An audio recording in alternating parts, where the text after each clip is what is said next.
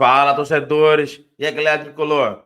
O Fluminense empatou com o Cerro Porteño, hein, pessoal? Joguinho fraco, futebol muito ruim, mais uma vez, do time do Diniz. Porém, o resultado não foi ruim. O Fluminense é líder do grupo. O importante é classificar, né, pessoal? Principalmente em primeiro. Então, hoje, estou trazendo aqui um corte do Troca de Passes do Sport TV para analisar, para repercutir esse jogo do Fluminense. Fica com a gente até o final do vídeo, hein? Tem entrevista do Diniz, ele falando do jogo, claro, e também falando da situação dos meninos com o John Kennedy, da suspensão deles, e que isso pode ter afetado também o jogo de hoje. Crédito de vídeo, Grupo Globo, Sport TV, pessoal. O link deles está aqui na descrição desse vídeo. Vamos pro vídeo, galera. O Fluminense, o que acontece com o Fluminense, hein? Difícil de explicar. Digo para vocês, pelo menos, as minhas impressões iniciais aqui. Um jogo terrível de ruim. Terrível de ruim.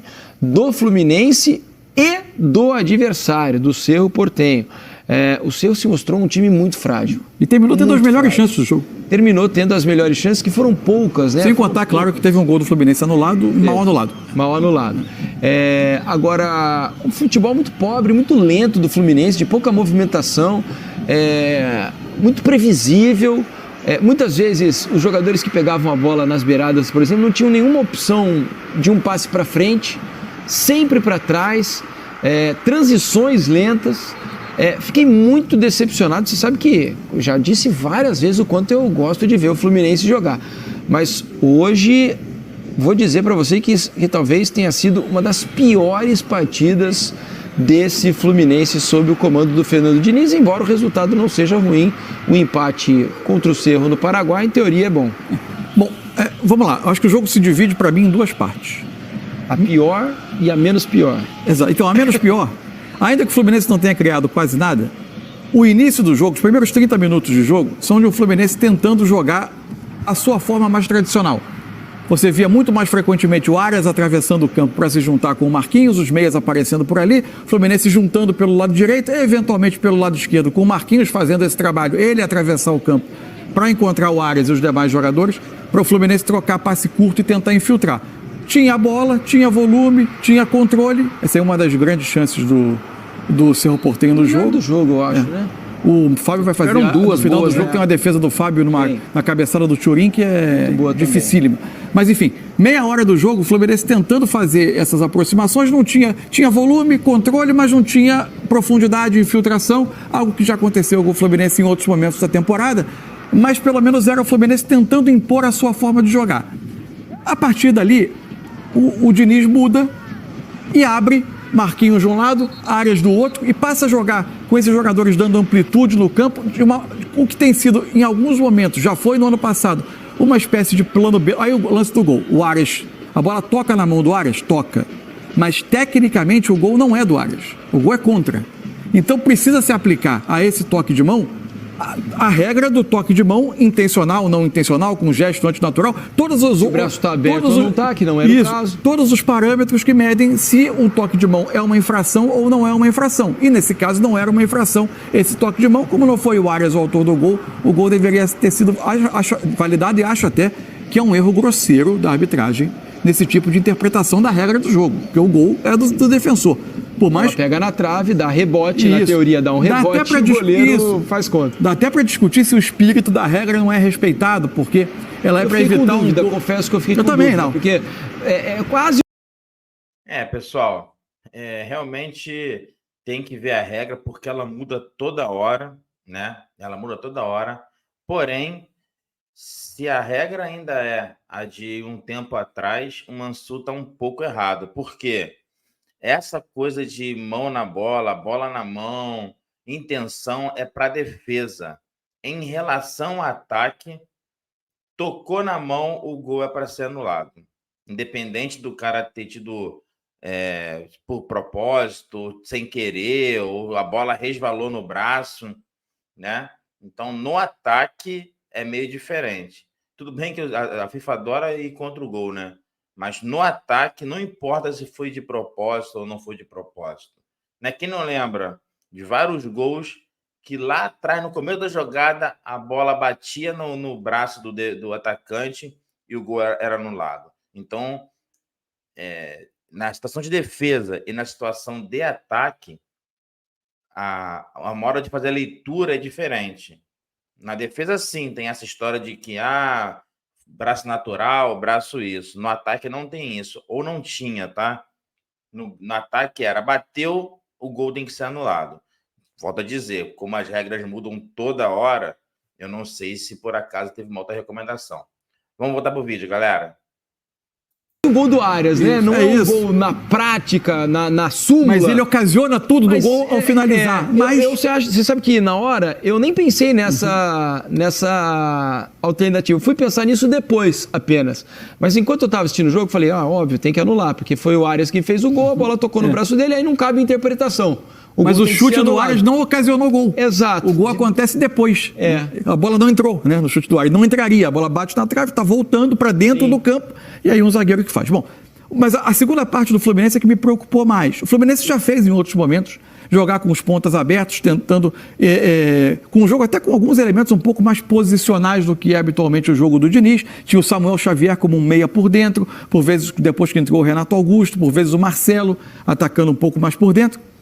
A partir daí, o Fluminense foi, acima de tudo, um time distante um do outro. Você olhava para o campo e não reconhecia, em termos de identidade, o Fluminense. Jogadores distantes, os passes necessariamente tendo que ser mais longos e com um índice de acerto baixo. Era um Fluminense que não fluía com a bola. Teve esse lance do Arias, sim, do gol anulado, mas praticamente não criou mais nada no jogo. O Fluminense fez os últimos 60 minutos de jogo, nesse modelo com os pontas mais abertos, foi um time espaçado, fluía pouco com a bola, bem abaixo do habitual. Que é um dado.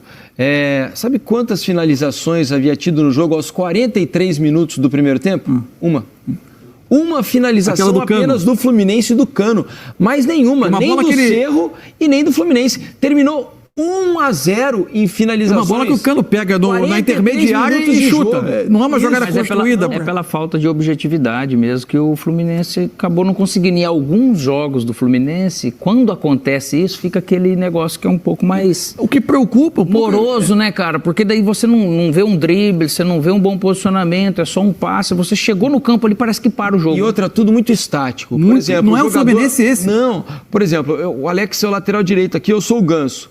No Ganso não, que não é o melhor exemplo. Mas vamos dizer, eu sou o Arias. Dou a bola ali no Samuel Xavier e continua parado. Se não tiver aqui. Toque, passa. Não vai. O Fluminense, a principal característica do Fluminense é eu toco lá no Alex e vou passar aqui. Sempre tem alguém no espaço. Frente, ou alguém vai atacar aquele espaço. E hoje não havia nenhum jogador com essa iniciativa de atacar o espaço. O Fluminense não invadiu a última linha defensiva do Cerro Porteña quase que nenhuma oportunidade durante o jogo. Os passes quase sempre eram para trás. As chances até mais perigosas, se for ver, o Cerro Porteño teve mais com um time que é muito inferior. Muito inferior. Poucas, mas no número superior. O Fluminense, de lance claro de gol, o único foi o gol do Arias anulado. Não houve uma outra grande finalização, me chamou a atenção, outra grande chance. A rapidez com que o Fluminense migrou do que é habitualmente o seu plano A para se transformar numa versão ruim de algo que ele habitualmente não é.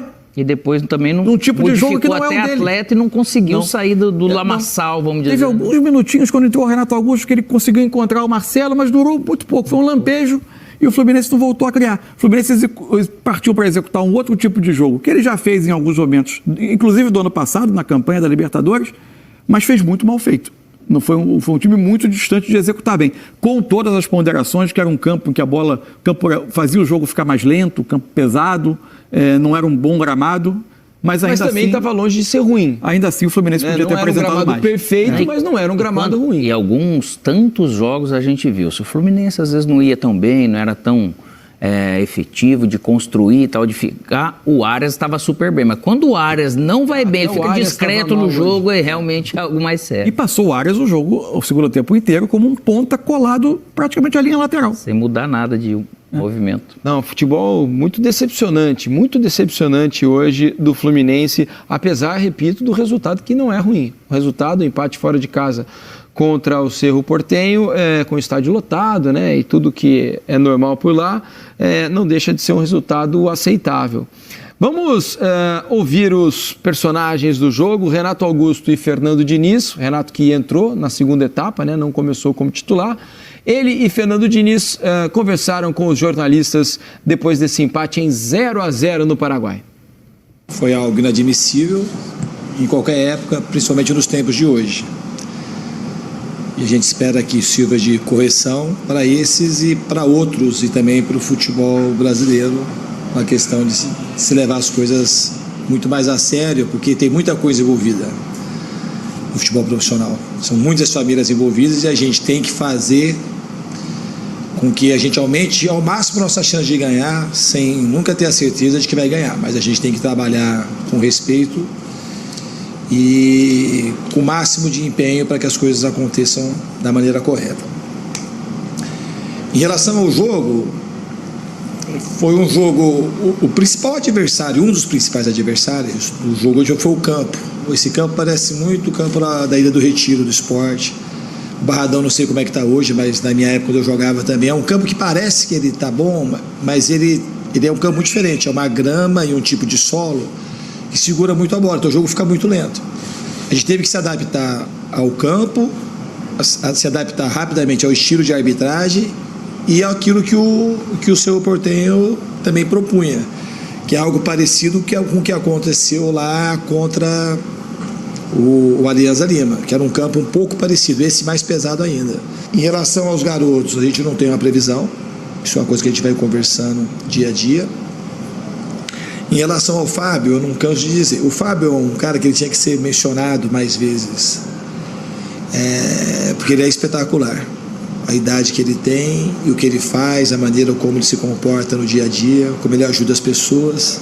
Então, um cara com 43 anos é um símbolo aí, que infelizmente não disputou a Copa do Mundo, que merecia pelo menos ter disputado pelo menos uma, porque é um craque. Obviamente que a gente sempre teve grandes goleiros nos últimos 20, 30 anos, mas ele era um cara que merecia ter disputado uma Copa do Mundo, porque ele é muito diferente como goleiro e como pessoa. Então a gente fica muito honrado de poder trabalhar com um cara desse nível aqui. Porque o planejamento, ele nunca você consegue cumpri-lo de maneira integral. Hoje a gente já teve uma baixa do André, a gente não sabe o tempo que ele vai ficar afastado, e a gente não sabe também como os jogadores vão reagir. Ontem a gente treinou num campo lá todo enlameado, por causa da chuva. Então, fora as viagens, os campos de treinamento, os campos de jogos, a gente tem que ver como é que os jogadores vão se comportar para a gente procurar sempre colocar o melhor Fluminense em cada partida. Voltar de um tempo parado num campo um pouco diferente, um pouco pesado, é um pouco mais difícil. Realmente o jogo estava um pouco diferente, então procurei ficar perto do Germán para de repente buscar uma finalização ou dar um pouco mais de profundidade na área. Tá aí o Diniz falando sobre a festa, né, de JK e companhia na véspera do clássico do final de semana, em que o Fluminense bateu o Vasco por 2-1 no hotel, né, onde os jogadores estavam concentrados, estão afastados momentaneamente do elenco, né, não participaram dessa viagem ao Paraguai e não estarão também no jogo do final de semana. E depois falando sobre o jogo, né, fala sobre o campo, é verdade, o campo mais lento, um pouco, ainda assim, né, com a qualidade técnica que tem o Fluminense, era para ter feito uma partida melhor hoje diante do Cerro Porteño. A gente tem aqui para mostrar para vocês com mais detalhes, né, o gol anulado, né, o gol marcado pelo Arias. A gente consultou Paulo César de Oliveira, que confirmou que para ele o gol era legal, né? Assim como o Mansur bem explicou, o gol não foi do Arias, foi um gol contra na prática. Então, por mais que tenha havido toque, e houve o toque na mão do Arias, braço junto ao corpo, movimento natural. Isso, o braço está junto ao corpo. Muito próximo, a bola rápida. A mão tá ali junto aos shorts, né, do calção. E a bola ia, inclusive, em direção à coxa dele. Isso, a bola bateria na coxa ali, ó lá. E então o gol deveria ser validado, porque houve o gol contra, a bola toca no travessão, né, e o zagueiro mete ela para a rede. Uma coisa é dizer Então, que a atuação do Fluminense foi ruim, a outra é dizer que o gol deveria ter sido validado e o Fluminense poderia ter tido 1-0. Agora, o Fluminense está devendo na temporada, né? Ele tem algumas boas atuações, acho que fez um bom jogo contra o Bahia, por exemplo. A volta da Recopa, para mim, foi o sinal. A volta da Recopa me deu até o sinal de que o Fluminense tinha iniciado ali a temporada. Foi um jogo que ele impôs ao jeito dele de jogar, jogou no campo do adversário, até conseguiu os gols que ele precisava para conquistar aquele título, mas ele não conseguiu ter continuidade. Por um momento era natural entender a questão física, foi um time que trabalhou menos no início do ano para voltar por causa do Mundial. Mas conforme o tempo vai passando, a gente cria a expectativa de uma retomada, inclusive da movimentação dos jogadores, né? Porque esse jeito de jogar exige, como você falou, bastante mobilidade para você tocar e se apresentar mais à frente para receber a bola. O time, quanto mais estático, menos fluidez ele vai ter no jeito de jogar. E o Diniz, ele tem tentado, né? Essa questão dessa mudança de jogo, pelo menos a dinâmica de posse de bola, ok, mas de alguns movimentos não de ficar só apenas num canto. E de quem chegou também, praticamente o Marquinhos, né? Que está conseguindo dar essa resposta para poder acrescentar uma característica diferente, né? Então, dos demais que acabaram chegando, você vê que ainda tem algo que não conseguiu somar, porque o Renato se machucou, teve ali um jogo ou dois que ele entrou e entrou bem e tal. Mas esse acréscimo ele é importante para uma característica, porque é o que vai oxigenar. Quem não venceu, o que eles venceram, não passaram por essa descarga de energia que eles passaram, de repente agora para poder colocar algo. Sabe que a falta de velocidade hoje do Fluminense, de agilidade nas ações, deu a impressão que o Fluminense estava jogando na altitude hoje. Um jogo muito lento, né? Para um time que costuma, apesar de toda a paciência para rodar a bola, mas é um time que nas ações ofensivas costuma ser rápido, né? Nas ultrapassagens, hora do Samuel Xavier, do Arias, agora com o Marquinhos, que é outro jogador que tem boa velocidade, tem drible, e nada disso aconteceu nesse jogo hoje no Paraguai. Foi especialmente desapontador porque o clássico com o Vasco, o primeiro tempo do Fluminense parecia um novo sinal de que agora pode ser que que a coisa tenha voltado. E esse jogo, de novo, cortou um pouquinho dessas sensações. E dentro do campo tem uns jogos que é impressionante, que bate esse negócio, parece que você não tem inspiração. A impressão é que o pessoal tinha comido uma feijoada. Às vezes pega em algum setor e às vezes pega no geral. Essa primeira fase do Fluminense, beleza, normal. Eu sigo, vou caminhando. Na hora que chegou ali na fase, que é a mais complicada para você fazer, você precisa de uma inspiração que hoje naturalmente faltou. O Frederico Miranda, aqui na hashtag Troca de Passes, diz: fala, Diniz, muita corneta, hein? Muita retranca do Cerro jogando em casa. Ainda teve o gol mal anulado. Não, teve o gol mal anulado. Ainda assim, com a retranca do Cerro jogando em casa, o Fluminense normalmente joga numa velocidade maior, numa rotação maior do que foi hoje. Bem maior, porque hoje foi muito, muito devagar mesmo. O Fábio Coelho diz: pelo momento, a punição pedagógica aplicada aos jogadores do Flu comprometeu o desempenho do time. Não teria sido mais inteligente uma multa aos jogadores em razão da necessidade de vitória na Libertadores? É difícil, né? Porque eles consideraram uma falta grave dos meninos. E aí o Alex sabe muito melhor do que a gente, porque como esse tipo de coisa repercute no grupo, né? Tem horas que você precisa dar alguns sinais claros do funcionamento que tem regras, né? Tem limite. Eu gostei muito da fala do Diniz, cara. E assim, às vezes quando é falado, e quem gosta de fazer suas festas é jovem, porque é jovem, mas tem os mais velhos também que a gente vê que não para de fazer, não é o problema de você gostar, só que você está numa profissão que exige muito da sua parte física, você não vai fazer uma festa até as 10 da noite. Né? Então você tem que escolher melhor isso e a maneira de fazer. Que tem jogadores que a gente já viu que às vezes passa até desapercebido, mas ele faz também. Sobre a responsabilidade com a profissão de atleta de futebol, cara. Ele realmente tem que ser mais responsável, ele tem que realmente pensar no que ele recebe do clube, no que ele praticamente acaba vestindo quando ele está tendo essa oportunidade. E nada melhor do que realmente algo muito firme para que de repente eles possam entender. Isso a gente está vendo, de repente, do John Kennedy que estava nessa. Puxa, melhorou, olha o resultado que ele deu. De repente, desvirtuou um pouquinho, olha o resultado que está dando. Não só por isso, mas é de ter responsabilidade mesmo um pouco maior, e tem que ter sim. Vai ter seu momento para fazer suas festas e curtir, mas é realmente tem que ser mais profissional, cara. O futebol ele exige isso e o clube ele não pode falar assim, só porque você tem um contrato longo, você pode fazer o que você quer. Eu imagino que tem momentos que se a posição não é firme, pro resto do grupo não soa legal, né? Não soa legal. Essa irresponsabilidade sempre acaba pegando nos outros, porque uma hora ou outra vai acabar faltando. E como está faltando no campo, é preciso eles passarem isso, porque é um recado para todo o clube, acaba sendo com o futebol, mas para a categoria de base, enfim, para todo mundo que vem, para poder saber os limites. Só para fechar aqui nas mensagens, Totocuri manda a seguinte mensagem aqui, ó. Os caras envelheceram, é um time mais velho, Felipe Melo, Marcelo, Ganso, Cano, Renato Augusto, ano passado, né? Fábio, Manuel, exato, né? Envelheceram, mas não há tanto... o ano passado 6 meses. Da Libertadores para cá, envelheceram 4 ou 5 meses. Exatamente. É bastante gente com mais idade, mas ainda assim... E tá chegando mais um, hein? Não tá? Vamos mostrar agora. Vamos ver. Aparentemente sim, porque olha só aqui, ó, Thiago Silva, olha mas só. Esse tá em plena forma, né? 39, tá jogando o fino da bola. Jogando na elite. Jogando ali também. O Thiago Silva, olha só, ele hoje, algumas informações que vieram da Europa... de falta não é normal também, o Capita. A conta de Instagram OneFootball, né, que é uma conta internacional de futebol e trata com muita seriedade as questões ligadas ao futebol, publicou que Thiago Silva e Fluminense chegaram a um acordo financeiro para que o Thiago venha jogar no Flu a partir do meio do ano, né, assim que se encerrar o seu contrato com o Chelsea.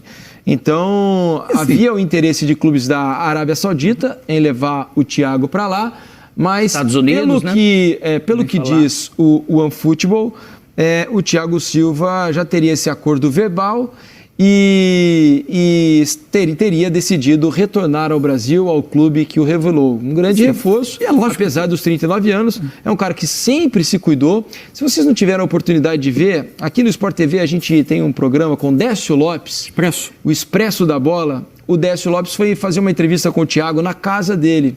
E o Thiago tem uma estrutura de recuperação, de fisioterapia, a parte muscular. Como o Hulk, por exemplo. Como o Hulk, uma parte de crioterapia. É fantástico. O Thiago é um cara que... São milhões de reais investidos.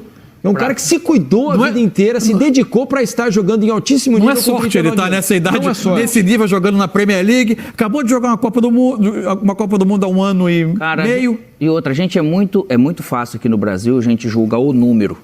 Igual o Cássio hoje, infelizmente, está passando na questão do Corinthians. Só que o Cássio tem 37 anos e a gente tem que lembrar que o Fábio virou ídolo do Fluminense e está com 43 para 44. E melhorando. Tá entendendo? Então o momento da situação do futebol, ele é muito cruel, eu acho, com a questão do número. Um exemplo a gente pode dar do Felipe Melo. Quantas vezes a gente vê o Felipe Melo realmente fora no ano de tantos jogos de coisa? Olha o que ele está acrescentando realmente. É muito profissional. É muito profissional. Então, o cara que se cuida nessa idade, o Nenê também com 43 anos está tentando, né? Jogando no Juventude. Teve uma lesão séria, está tentando voltar agora. Então, o Thiago, ele traz também isso, que é importantíssimo para um clube, para esses moleque doido que tem hoje, de mostrar o que é e por que fez uma carreira desse jeito e que vale a pena você ser responsável e profissional com futebol. Não dá para profissionalismo. Thiago Silva sempre foi um profissional do mais alto nível, do mais alto gabarito. Tanto em termos de conduta como em termos técnicos, né? Claro. Ele não jogou não foi por favor que ele foi capitão do Milan, que ele jogou no Chelsea, Paris Saint-Germain. Essas portas não se abriram porque alguém fez favor a ele. Chelsea contratou ele saindo com 35 para 36 anos. Ganhou a Champions League lá, né? Já nessa fase avançada da carreira. É um cara importantíssimo. Eu falo de novo desse lado que seja humano para passar boas mensagens. Tomara que isso se concretize para o nosso futebol, para a nossa sociedade. Importante dizer assim, não é que o Fluminense não sinta em momento nenhum a questão de ter vários jogadores. Com certeza. Houve momentos da temporada que isso pesou, houve tipos de jogos em que isso pesou e que isso foi um tema.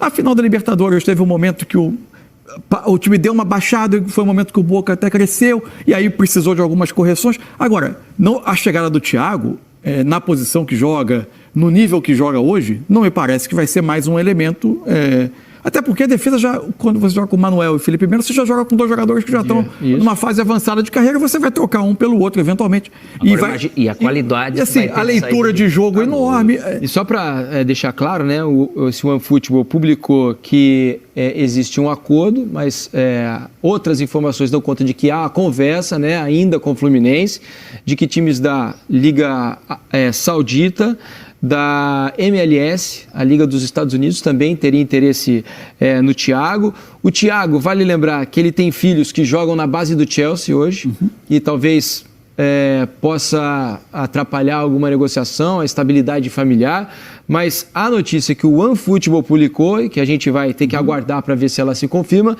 é de que Thiago e Fluminense teriam chegado a um acordo financeiro para que ele voltasse. É natural, óbvio, como com qualquer jogador de futebol profissional, que vai ter uma relação profissional que precisa ser discutida entre ele e o Fluminense, e pode estar sendo discutida.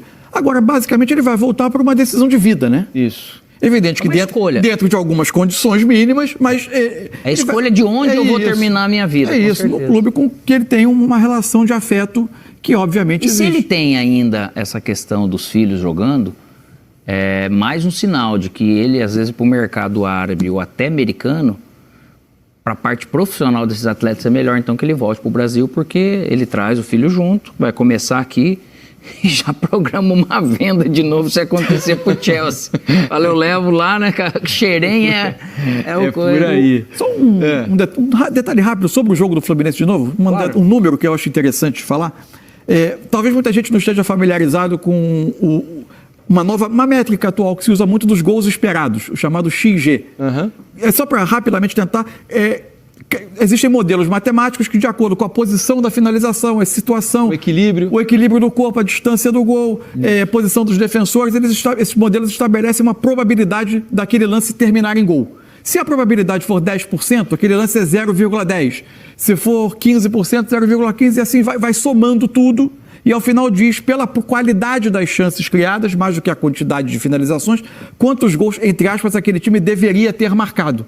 Fluminense termina o jogo, algumas empresas que fazem essa métrica, Fluminense termina o jogo com um XG acumulado no jogo de 0,18. É muito pouco. É muito pouco. A qualidade das chances... E o Cerro tem aí? Cerro 0,38. Não foi muito, mas foi mais que o Fluminense. Mas mais do que o Fluminense, no caso, né? Que jogou bem menos. Os dois... A moral foi 3-1. Não, os dois produziram para menos de um gol. É isso. Né? O normal foi o 0-0. Mas então pode falar que no jogo saiu quase um gol.